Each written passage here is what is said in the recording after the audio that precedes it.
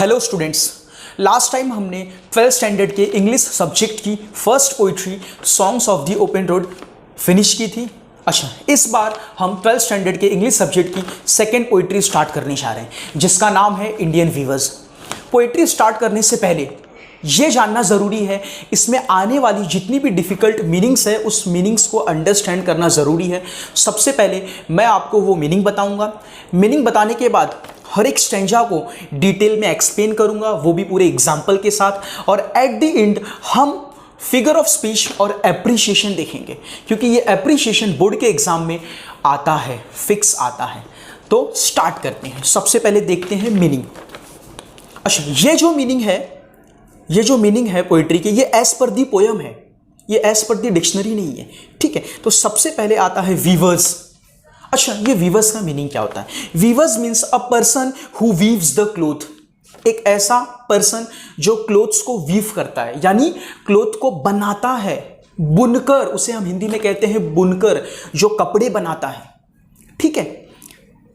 Next, break of the day. अच्छा, यहां पर ब्रेक ऑफ द डे क्या होता है? The time when light first appears in the morning. मतलब सुबह की भोर, सुबह जब सूरज की पहली किरण पड़ती है उसे हम कहते हैं ब्रेक ऑफ द डे, ठीक है। अब आते हैं थर्ड, गारमेंट। अच्छा, यहां पे गारमेंट का मतलब क्या है? A piece of clothing, a piece of cloth, इसे हम कहते हैं गारमेंट, यानी कपड़े। नेक्स्ट, फिर आते हैं गे। अच्छा, यहां पे गे का मतलब है कलरफुल, रंग बिरंगी। Next, plums. Plums means what? Large and soft feathers, थोड़े लंबे और सॉफ्ट, मुलायम जो पंख होते हैं पक्षी के, उसे हम कहते हैं फीदर्स, उसे हम कहते हैं प्लम्स। हेल्शियन। अच्छा, ये हेल्शियन का मीनिंग क्या है? हेल्शियन एक प्रकार का पक्षी है, उसे हम इंग्लिश में कहते हैं Kingfisher. Kingfisher, a bird which has bright and colourful plums, specially blue green. एक ऐसा पक्षी जिसके पंख ब्राइट होते हैं, चमकीले होते हैं, कलरफुल होते हैं, रंग बिरंगी होते हैं, स्पेशली ब्लू और ग्रीन होते हैं, उसे हम कहते हैं किंगफिशर। आपने देखा भी होगा। रोब्स। अच्छा, यहां पे रोब्स का मतलब क्या होता है? रोब्स यानी क्लोथ्स, ड्रेसेस, जो कपड़े होते हैं, ड्रेसेस होते हैं, उसे कहते हैं robes. Fall of night means what? Evening time, late evening time, उसे हम कहेंगे फॉल ऑफ नाइट, शाम का समय, ठीक है। जब शाम खत्म होती है और नाइट शुरू होती है, रात शुरू होती है, तो उसके बीच का जो समय, उसे कहेंगे फॉल ऑफ नाइट। अच्छा, वेल्स। यहां पे वेल्स का मतलब क्या है? वेल्स को हम हिंदी में कहेंगे ओढ़नी। एक जो नवी नवेली दुल्हन आती है, एक नवी नवेली दुल्हन, उसकी जो ओढ़नी होती है उसे हम कहते हैं वेल्स।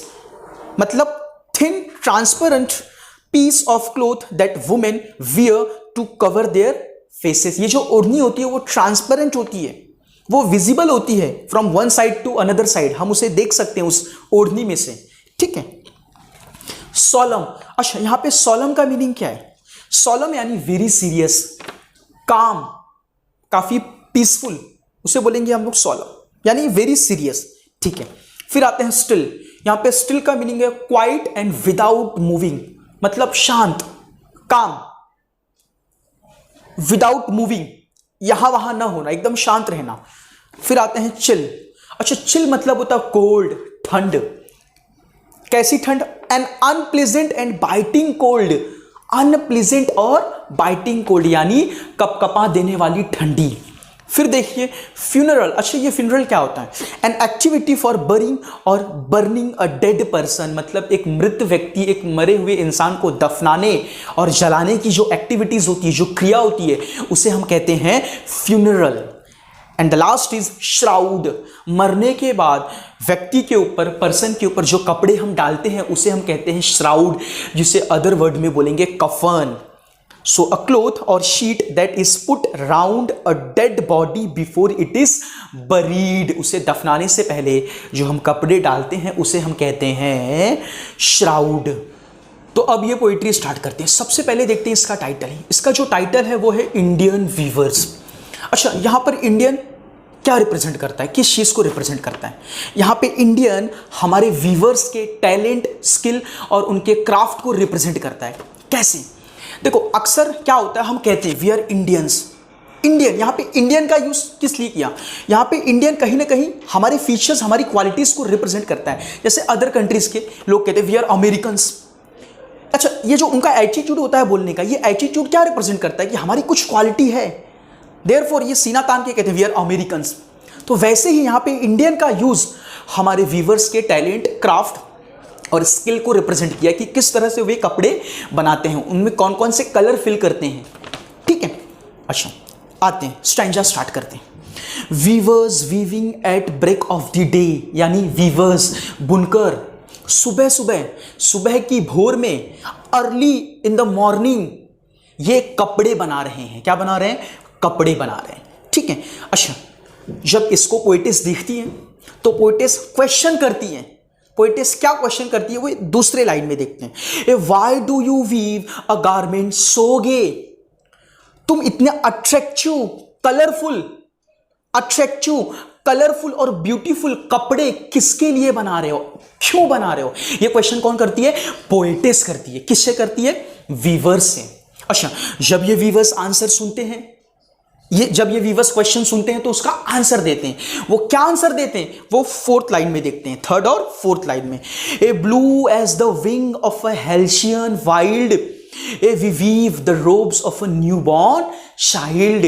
मतलब एक किंगफिशर बर्ड, एक किंगफिशर पक्षी के नीले पंखों के जैसे, ब्लू विंग के जैसे, ब्लू विंग के जैसे, यानी जो किंगफिशर है उसके जो पंख है नीले है, ब्लू है, सेम उसी कलर का ये जो कपड़ा है, ये हम एक न्यूबॉर्न चाइल्ड, यहां पे न्यूबॉर्न चाइल्ड यानी इन्फेंट, एक नवजात शिशु, उसके लिए बुन रहे हैं, उसके लिए बना रहे हैं। ये आंसर कौन देता है? वीवर्स। तो ये हमने इसका ट्रांसलेशन अंडरस्टैंड किया। अब एक्चुअली में ये स्टैंजा हमें क्या एक्सप्लेन करता है उसको हम समझते हैं। ठीक है, अच्छा सबसे पहले कि इस पोइट्री के अंदर पोइटेस हमें क्या एक्सप्लेन करना चाहती है, हमें क्या मैसेज देना चाहती है, क्या बताना चाहती है, वो हम देखते हैं। ठीक है, अच्छा जैसे हर दिन की शुरुआत सुबह से होती है, each new day starts with morning, same as it is each new life starts with birth. Each new life starts with birth मतलब नए दिन की शुरुआत सुबह से होती है, वैसे नए जीवन की शुरुआत बर्थ से होती है, जन्म से होती है। तो इस स्टैंजा में हमें बर्थ के स्टेज के बारे में बताया गया है। यहां पर जो ये मॉर्निंग है, मॉर्निंग, यहां पे मॉर्निंग क्या रिप्रेजेंट करता है, यहां पर मॉर्निंग क्या रिप्रेजेंट करता है, यानी कहने का मतलब यहां पे पोएटेस हमें बताना चाहती है कि वीवर्स ने ये जो टाइमिंग चूज की है, ये जो कलर चूज किया है, कपड़े को बनाने की टाइमिंग, उसका जो कलर चूज किया है, ये हमें वीवर्स के टैलेंट, उसके स्किल और उसके क्राफ्ट को रिप्रेजेंट करता है। यहाँ पे बर्थ किस चीज को रिप्रेजेंट कर रहा है? बर्थ यानी यहां पे infancy stage as well as childhood stage, जैसे एक बच्चा जब दुनिया में आता है, जब जन्म लेता है, तो उसके लिए हर एक चीज क्या होती है? नई होती है। हर एक चीज क्या होती है उसके लिए? नई होती है। तो यहां पर जो मॉर्निंग है वो फ्रेशनेस को भी रिप्रेजेंट कर रहा है। ठीक है, क्योंकि बच्चा भी अपनी जिंदगी में क्या होता है? एक नया होता है, फ्रेश होता है। उसके लिए हर एक चीज, एवरीथिंग, एवरी पर्सन उसके लिए नए होते हैं। हर चीज को वो ऑब्जर्व करता है, उससे लर्न करता है, उनसे सीखता है। कौन? एक इन्फेंट बच्चा, एक शिशु, ठीक है, उनसे सीखता है। इसीलिए यहां पे मॉर्निंग क्या रिप्रेजेंट कर रहा है? फ्रेशनेस को। ठीक है, तो ये चीज आपको अंडरस्टैंड करनी है। मॉर्निंग यहां पे फ्रेशनेस को रिप्रेजेंट करना है, मॉर्निंग यहां पे बर्थ को रिप्रेजेंट कर रहा है, चाइल्डहुड को रिप्रेजेंट कर रहा है। अच्छा, कपड़ा जो चूज किया, जो क्लोथ वीवर्स ने चूज किया है, जो कलर चूज किया है, वो कलर यहां पे क्या रिप्रेजेंट कर रहा है? जो ब्यूटीफुल क्लोथ चूज किए, जो अट्रैक्टिव क्लोथ चूज किए, ये क्लोथ क्या रिप्रेजेंट कर रहा है? ये क्लोथ यहां पर ब्यूटी, हैप्पीनेस और ब्यूटी, हैप्पीनेस और होप को रिप्रेजेंट कर रहा है। अच्छा, ये ब्यूटी, हैप्पीनेस और होप को हम डिटेल में अंडरस्टैंड करते हैं। ये जब भी कोई बच्चा पैदा होता है तो उसका जो इन्फेंसी स्टेज होता है, उसका जो चाइल्डहुड स्टेज होता है, वो खुशियों से भरा होता है, उसमें काफ़ी हैप्पीनेस होता है, उसकी ज़िंदगी में खुशियाँ ही खुशियाँ होती है। उसे सैडनेस नाम की चीज़ से, दुख नाम की चीज़ से कोई लेना देना नहीं होता है। वो अपनी लाइफ को बस एंजॉय करता है। देखिए फॉर एग्जाम्पल कि घर में कभी किसी की डेथ हो गई फैमिली में, तो अगर कोई छोटा बच्चा होता है, उसकी एज 5 to 7 ईयर्स होती है, तो वो चीज़ों को समझ नहीं पाता। ये डेथ हुई है, लोग रो रहे हैं, तो लोगों को देख के वो भी रोने लगता है। ठीक है, बच्चे को दर्द होता है, पेन होता है, वो गिरता है, उसे पेन होता है, वो रोता है, बट वो ना सैडनेस को फील नहीं कर पाता क्योंकि उसे समझ ही नहीं होती उसकी। ठीक है, तो बच्चा चाहे कितनी भी गरीबी में पला, कितनी भी पॉवर्टी में पला है, फिर भी वो अपने लाइफ को क्या करता है, एंजॉय करता है। अच्छा, होप, यहाँ पे होप क्या रिप्रेजेंट करता है? यहाँ पे होप पॉसिबिलिटीज को रिप्रेजेंट करता है। जब कोई पर्सन अपनी चाइल्डहुड स्टेज पे होता है, इन्फेंसी स्टेज पे होता है, तो उसमें काफ़ी पॉसिबिलिटीज होती है, उसमें किसी चीज़ को करने की काफ़ी एबिलिटीज होती है, उसके अंदर डर नाम की चीज़ नहीं होती, हर चीज़ को करने के लिए वो रेडी रहता है। ठीक है, ये पॉसिबिलिटीज होती है, वो गिरता रहता है, पढ़ता रहता है, कुछ ना कुछ करता रहता है, तो इसे सब बोलेंगे पॉसिबिलिटीज। ठीक है, सो अल्टीमेटली हम बोलेंगे कि उसकी लाइफ में हैप्पीनेस होता है। ठीक है, उसकी लाइफ काफ़ी ब्यूटी होती है और उसकी लाइफ में पॉसिबिलिटीज होती है, उसके अंदर पोटेंशियलिटीज होती है। ठीक है, उसे वर्ल्डलीनेस से कुछ लेना देना नहीं होता, उसे दुनियादारी से कुछ लेना देना नहीं होता। अल्टीमेटली वो अपनी लाइफ को एंजॉय करता है। अब आते हैं second stanza, weavers weaving at fall of night. Weavers शाम के समय, लेट इवनिंग कपड़े बुन रहे हैं, कपड़े बना रहे हैं। तो इसे देखती है पोएटेस, और पोएटेस क्वेश्चन करती है। क्या क्वेश्चन करती है? सेकेंड लाइन में देखते हैं, why do you weave a garment so bright. तुम इतने चमकीले, इतने ब्राइट और इतने शाइनिंग कपड़े किसके लिए बुन रहे हो, किसके लिए बना रहे हो? तो वीवर्स इस क्वेश्चन को सुनते हैं और उसका आंसर देते हैं। क्या आंसर देते हैं? थर्ड और फोर्थ लाइन में देखते हैं, a like the plumes of a peacock purple and green we weave the marriage veils of a queen. क्या बोल रहे हैं वीवर्स? मोर के पर्पल और ग्रीन यानी बैंगनी और हरे रंग के जैसे, same as it is, purple और ग्रीन, बैंगनी और हरे रंग के जैसे ये जो ओढ़नी हम बना रहे हैं, ये जो वेल्स हम बना रहे हैं, एक न्यू ब्राइड के लिए बना रहे हैं, यानी नवी नवेली दुल्हन के लिए बना रहे हैं। ये किसने कहा? वीवर्स ने कहा। ठीक है, अच्छा, अब इस स्टैंजा को हम लोग डिटेल में अंडरस्टैंड करते हैं कि एक्चुअली में ये स्टैंजा क्या एक्सप्लेन करना चाहता है हमें। ठीक है, अच्छा, ये जो मिडल स्टेज है, ये जो मिडल स्टेज है, ये पर्सन के मैरिज को रिप्रेजेंट करता है। अच्छा, इस स्टैंजा में वीवर्स ने ओढ़नी को बनाने के लिए जो टाइमिंग चूज की है, इवनिंग, ये इवनिंग क्या रिप्रेजेंट करता है और इवनिंग ही क्यों चूज किया, ये भी जानना जरूरी है। देखो, ज्यादातर जो मैरिज होती है, जो वेडिंग्स होती है, वो इवनिंग में होती है, इसलिए वीवर्स ने ओढ़नी को बनाने के लिए, नवी नवेली दुल्हन की जो ओढ़नी होती है शादी की, उसे बनाने के लिए इवनिंग टाइम चूज किया। तो यहां पे सबसे पहले इवनिंग मैरिज को रिप्रेजेंट करता है और एडल्ट एज, मिडल एज को रिप्रेजेंट करता है। कौन? इवनिंग। ठीक है, अच्छा, फिर आगे देखते हैं कलर। इस ओढ़नी को बनाने के लिए जो वीवर्स ने कलर चूज किया है, कलर, ये कलर क्या रिप्रेजेंट करता है? अच्छा, कलर कौन सा है? Purple and green. तो यहां पर ये जो पर्पल और ग्रीन कलर है, ये पर्पल और ग्रीन कलर वेल्थ को रिप्रेजेंट करता है। वेल्थ यानी पैसा, गाड़ी। एम्बिशन को रिप्रेजेंट करता है। एम्बिशन यानी strong desire to do something, क्योंकि इस एज में बंदे के पास, लोगों के पास स्ट्रॉन्ग डिजायर होती है किसी चीज को अचीव करने की। विजडम को रिप्रेजेंट करता है। इस एज में पर्सन के पास विजडम होता है, बुद्धि होती है, माइंड होता है। उसके साथ साथ रिस्पॉन्सिबिलिटी को रिप्रेजेंट करता है, क्योंकि इस एज में पर्सन के पास रिस्पॉन्सिबिलिटी भी होती है। रिस्पॉन्सिबिलिटी को रिप्रेजेंट करता है। एनर्जी को रिप्रेजेंट करता है, क्योंकि इस एज में पर्सन के पास एनर्जी भी होती है। इस मिडल एज में एनर्जी भी होती है। एंड अप्स एंड डाउन्स को भी रिप्रेजेंट करता है, क्योंकि इस मिडल एज में, इस एडल्ट एज में उसके लाइफ में अप्स एंड डाउन भी होता है। ये जो मिडल एज होती है, ये एडल्ट एज होती है, ये किसी भी पर्सन की एकदम एडवांस्ड स्टेज होती है। इस स्टेज में कोई भी पर्सन फिजिकली और मेंटली काफी मैच्योर्ड हो जाता है, काफी डेवलप्ड हो जाता है। इस स्टेज में ही फॉल्स इन लव, वो प्यार में पड़ता है। उसकी लाइफ में एक नई सोल पार्टनर आती है, यानी लाइफ पार्टनर आती है। उसके पास वेल्थ होता है, पैसा होता है, उसके पास वेल्थ होता है, गाड़ी होती है, ठीक है। अच्छा, लेकिन इसके साथ साथ उसके ऊपर काफी रिस्पॉन्सिबिलिटी भी होती है। रिस्पॉन्सिबिलिटी किसकी होती है?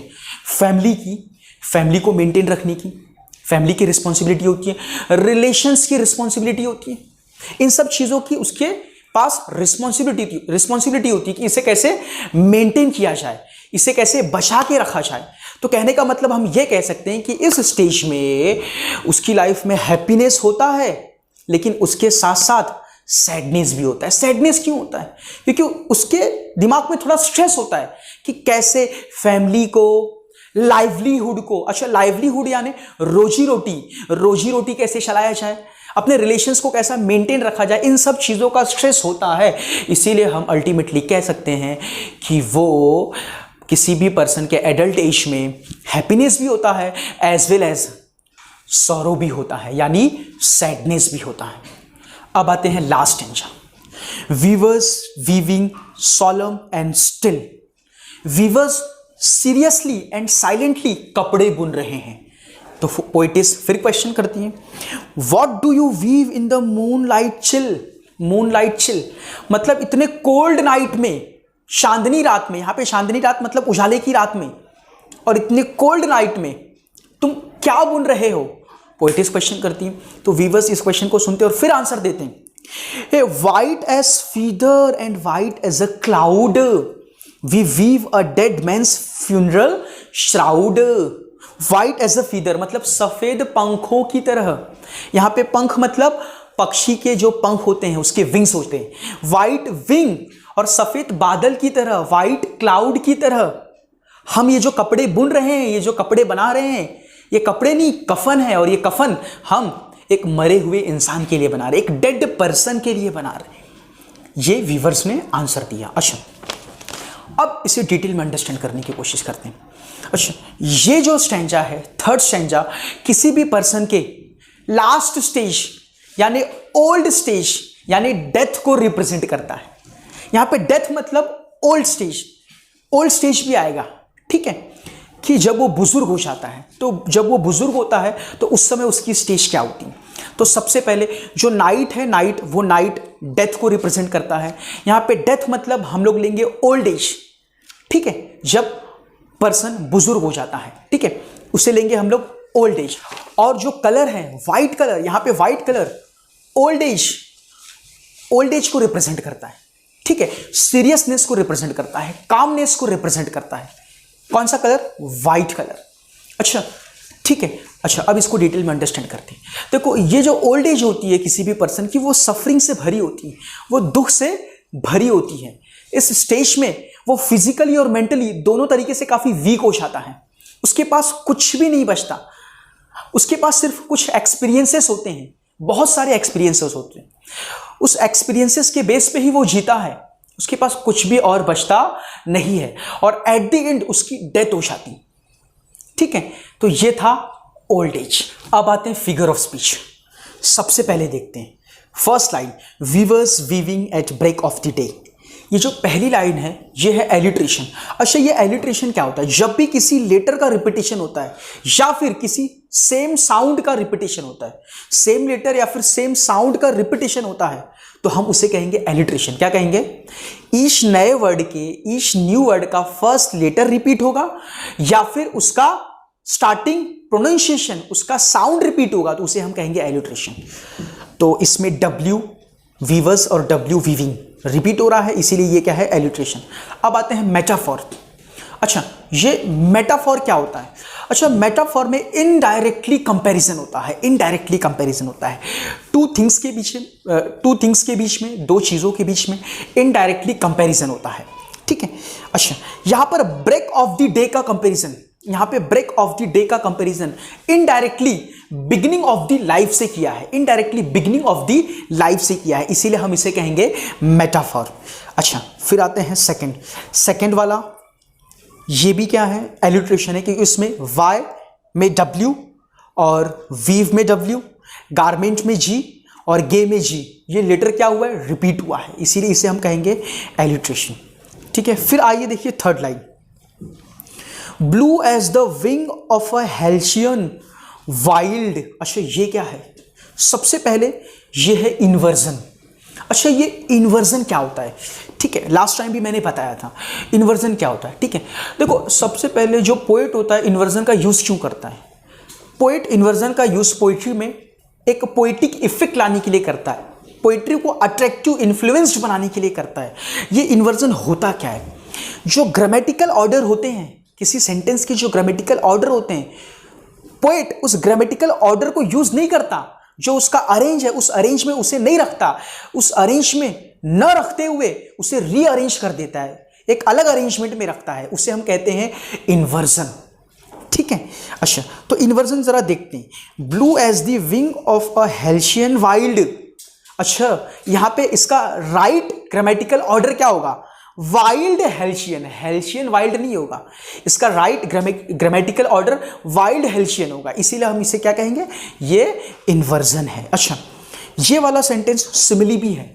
अच्छा, सिमिली में क्या होता है, सिमिली में डायरेक्ट कंपैरिजन होता है, याद रखना सिमिली में डायरेक्ट कंपैरिजन होता है, और कुछ ऐसे वर्ड्स होते हैं उससे हम आइडेंटिफाई कर सकते हैं कि ये सिमिली है, लेकिन उस वर्ड जो होंगे वो वर्ड से हमें ये भी पता चलना चाहिए कि यहाँ पे कंपैरिजन हो रहा है। अच्छा, लाइक सो एस का अगर यूज होता है और उसके साथ साथ उस सेंटेंस में आपको दिखाई पड़ रहा है कि यहाँ पे कंपैरिजन हो रहा है, दो चीजों के बीच में, टू एलिमेंट्स के बीच में कंपैरिजन हो रहा है, उसके साथ साथ लाइक सो एस का यूज हो रहा है, तो हम मानेंगे ये है सिमिली, हम कहेंगे यहाँ पे डायरेक्ट कंपैरिजन हुआ है। ठीक है, इसमें कुछ और एलिट्रेशन है वो आप देखेंगे, आप कर लेंगे, एलिट्रेशन तो ईजी है। इसके लिए मैंने आपको ये भी बोला था कि हमने फिगर ऑफ स्पीच के लिए एक अलग से वीडियो बनाया है, अगर आपको फिगर ऑफ स्पीच सीखना है तो वो वीडियो देखेंगे, आपको अच्छे से समझ में आएगा। ठीक है, सेकंड स्टैंजा में देखते हैं, weavers weaving at fall of night. सबसे पहले ये तो एलिट्रेशन है, ठीक है। अच्छा, दूसरा ये मेटाफॉर है। अच्छा, ये मेटाफॉर क्यों है, क्योंकि यहाँ पे फॉल ऑफ नाइट का जो इनडायरेक्ट कंपैरिजन किया है वो किससे किया है, वो मिडल एज से किया है। फॉल ऑफ नाइट का कंपैरिजन मिडल एज से किया है, ठीक है, इसीलिए ये है मेटाफर। अच्छा, फिर आते हैं third line, like the plumes of a peacock purple and green we weave the marriage veils of a queen. अच्छा, ये क्या है, सबसे पहले ये है सिमिली। अच्छा, ये सिमिली क्यों है, क्योंकि यहाँ पे लाइक वर्ड यूज है। अच्छा, लाइक वर्ड यूज है, उसके साथ साथ यहाँ पे कंपैरिजन किया है। अच्छा, किसके बीच में कंपैरिजन किया है, जो पिकॉक है, जो पिकॉक का कलर है पर्पल एंड ग्रीन, उसका कंपैरिजन जो गारमेंट वीव कर रहा है, वीवर्स जो कपड़े बना रहा है उस कपड़े से किया है, ठीक है, इसीलिए हम इसे बोलेंगे सिमिली। फिर आते हैं लास्ट स्टैंजा। लास्ट स्टैंजा में second line, why do you weave in the moonlight chill. इसमें जो मूनलाइट चिल है, इस मूनलाइट चिल का कंपैरिजन डेथ से किया है, मतलब इनडायरेक्ट कंपैरिजन, और जब भी इनडायरेक्ट कंपैरिजन होता है तो उसे हम कहते हैं मेटाफर, और इस इनडायरेक्ट कंपैरिजन में लाइक सो एज यूज नहीं होता, ठीक है, तो इसे हम कहेंगे मेटाफर। यहां पे मूनलाइट चिल का comparison indirectly end of the life से किया है, डेथ से किया है। हालांकि यहाँ पे डेथ और end of the life mentioned नहीं है, हमें समझना पड़ेगा, ठीक है, इनडायरेक्टली कंपैरिजन किया, इसीलिए तो इसे कहते हैं मेटाफर। अच्छा, इसके ऊपर एक था जो हमने किया, like the plumes of a peacock purple and green we weave the marriage veils of a queen. अच्छा, ये इन्वर्जन भी है, ये इन्वर्जन क्यों है, ठीक है, ये इन्वर्जन क्यों है ये भी जानना जरूरी। अच्छा, like the plumes of a peacock purple and green, ठीक है, तो इसका करेक्ट ग्रामेटिकल ऑर्डर क्या होगा, like the purple and green plums of a peacock, ये इसका होगा correct order. Like the purple and green plums of a peacock, ये इसका क्या होगा, करेक्ट ऑर्डर होगा।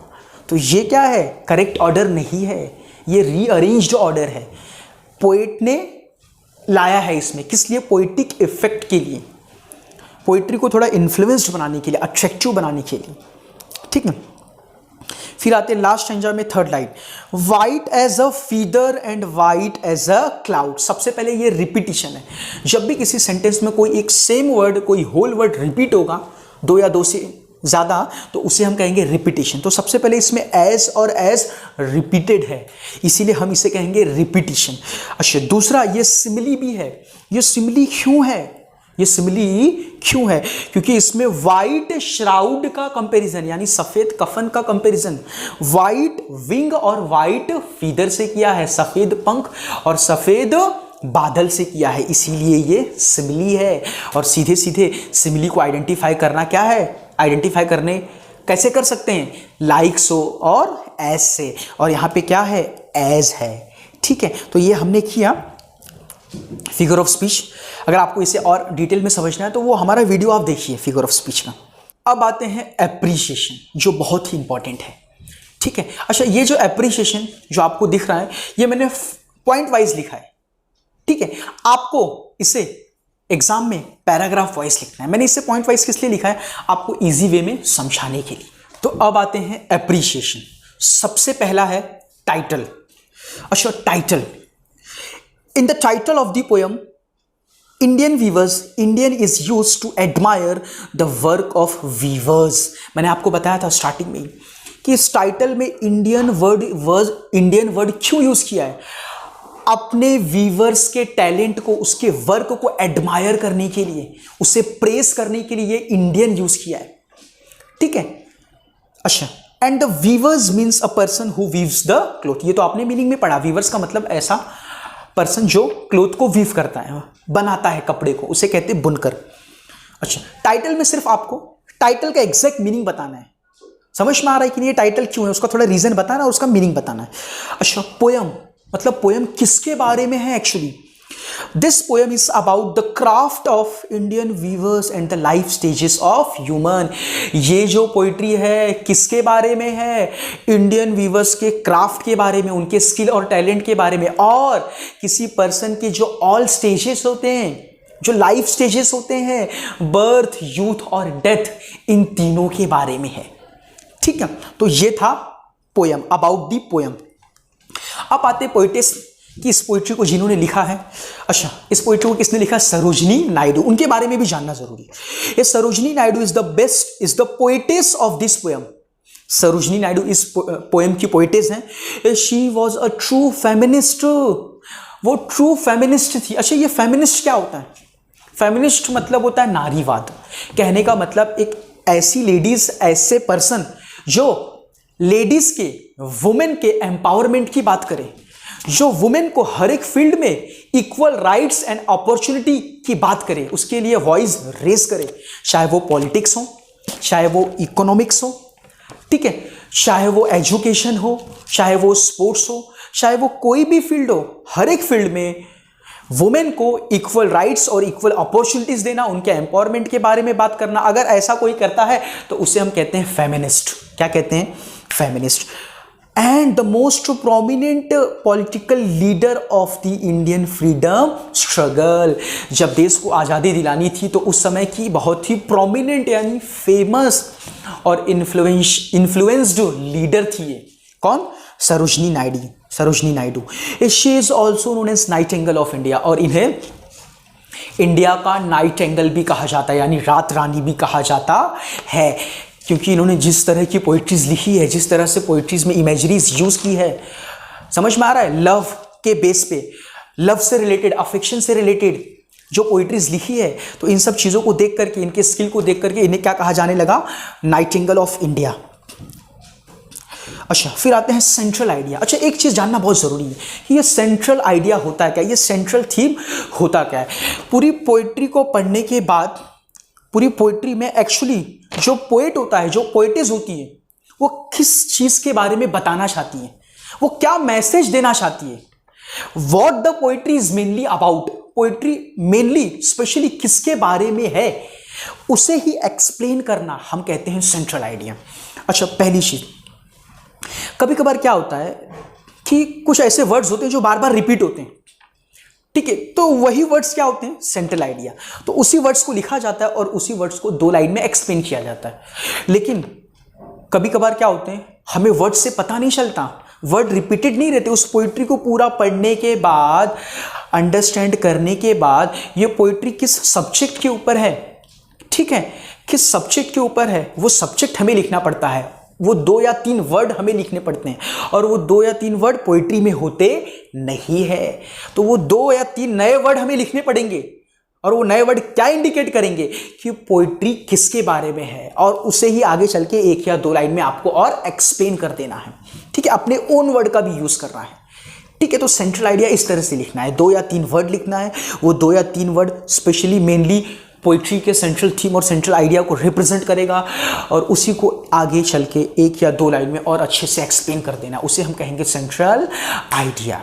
ठीक है, अच्छा अब आते हैं आगे, style, poetic devices and the special features. मैंने आपको लास्ट टाइम भी बताया था कि स्पेशल फीचर्स के अंदर ही क्या आएंगे, स्टाइल और पोइटिक डिवाइसेस। ठीक है, इसलिए स्टाइल और पोइटिक डिवाइसेस, लेकिन मैंने यहां पे अलग से बताया आपको।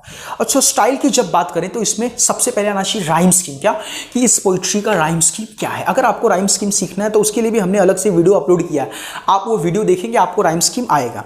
अच्छा, इस पोइट्री का राइम स्कीम क्या है, the rhyme scheme of the all stanza is A-A-B-B। अच्छा, the poem is written in the form of question and answer. एक चीज हमने सीखा कि ये जो पोएम है क्वेश्चन एंड आंसर के फॉर्म में लिखा है। इसके अंदर क्वेश्चन कौन कर रहा है, who is questioning, poetess is questioning, and who is answering, weavers are answering.